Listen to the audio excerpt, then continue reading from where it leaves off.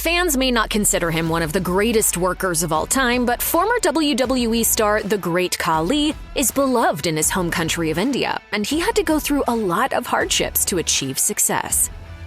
Born Dilip Singh Rana in 1972, the Great Khali's family quickly noticed he was growing faster than other kids. He had acromegaly, a disorder caused by excess hormones released by the pituitary gland after the growth plates have closed. This typically leads to the enlargement of certain body parts, with Khali's symptoms being gigantism and a chin protrusion. That's how he grew to the gargantuan height of 7'1" at a very early age. This, of course, helped Khali set himself apart in pro wrestling, but it also came with the risk of serious health problems. The legendary Andre the Giant dealt with the same condition. His untreated acromegaly led to his premature death at the age of 46 from a heart attack caused by congestive heart failure.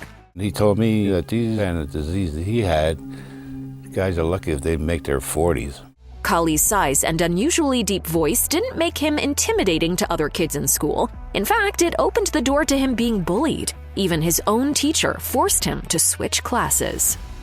While still in elementary school, Khali dropped out, and not because of the bullying. It was a financial decision. In his book, The Man Who Became Khali, the WWE superstar revealed a monsoon in the summer of 1979 destroyed his family's farm. His family didn't have enough money for the fees to repair it because their crops had been wiped out. So Khali left school with only one thing on his mind: helping provide for his parents. And he was allowed to do it. Children could work in India until the Child and Adolescent Labor Act of 1986 prohibited employers from hiring them.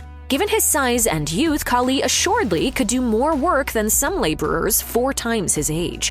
Khali's father took a job on a nearby plantation that paid 5 Indian rupees per day, double what Khali's school fees were. Khali stated in his book that hearing about the wage was like hearing about a jackpot that could have been his too and would have gone far in helping his family, but there was one glaring problem with his idea.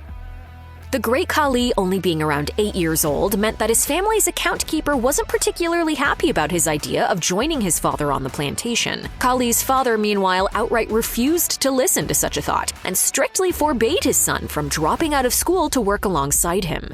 Both apparently relented, though, and allowed Khali to come work on the plantation. According to his book, Khali seemed to enjoy himself on the job. He wrote, "I had to work at the plant nursery, which was situated some 4 kilometers down the hill. I had to collect the plants, carry them on my back, travel uphill to the village for another 4 kilometers and plant them. Once all the trees were planted, I had to go back again and get more seedlings." Impressed by what he saw, the family account keeper stayed true to his word and paid Khali his first 5 rupee note, a memory he still holds on to years later. Khali wrote, "That moment is still fresh in my mind, as if it was only yesterday. It was an inexplicable feeling, something that till date counts as one of my happiest memories. My first earning, I was on cloud 9. Khali never went back to school and only began earning more money as he got older. He would go on to work as a security guard before landing a job with the police on the Indian state of Punjab in the 1990s. While in that job, Khali would regularly hit the gym, and his dream of becoming a wrestler got underway. After making some waves in India with his size and strength, Khali moved to the United States after being selected for specialized training. He started training at All Pro Wrestling in California in the year 2000, and by late in the year, worked a few matches under his real name. He caught the eye of WCW scouts and signed a contract with them. As wrestling fans above a certain age know very well, WCW was in the midst of a deep decline at that time, but Khali hoped to work his way onto TV to deliver some overhand chops to Sting, Goldberg, and Hulk Hogan, and more of the company's top stars. That never came to pass, though. WWE purchased WCW in March 2001, and suddenly most of the wrestlers under contract with WCW suddenly found themselves out of work. Khali would go back to continue his training at APW, leading to an incident that put his whole career in jeopardy.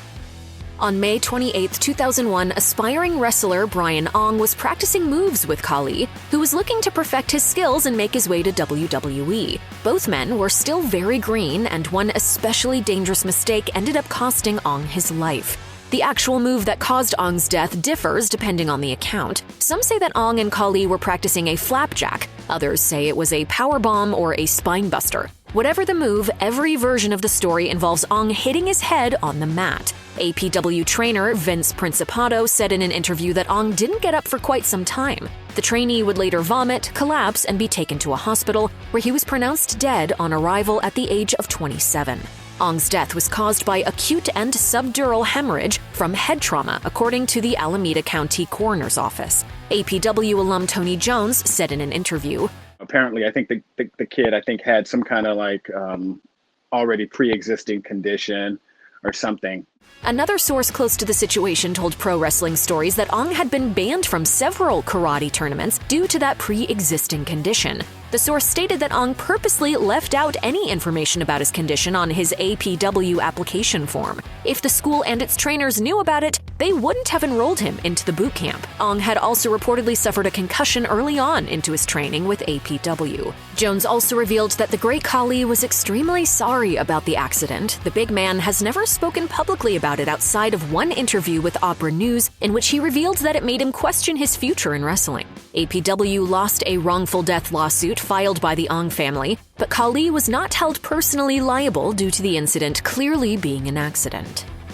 In 2012, doctors discovered that a tumor had developed on Khali's pituitary gland. Khali underwent a lengthy but successful surgical procedure to remove it. By removing the tumor, Khali extended his life expectancy. It eliminated certain side effects from acromegaly that can often cause people to die in their 40s and 50s. After the surgery, Khali was scheduled to give a few words to update WWE fans on how he was feeling and when he could get back into the ring, but he ended up not doing so because he couldn't speak properly. His nasal cavity was stuffed like a turkey. Khali left WWE when his contract expired in 2014, though he continued to make sporadic appearances afterward. He retired in 2018 after appearing at the Greatest Royal Rumble event in Saudi Arabia, and would later be honored with a spot in the WWE Hall of Fame in 2021.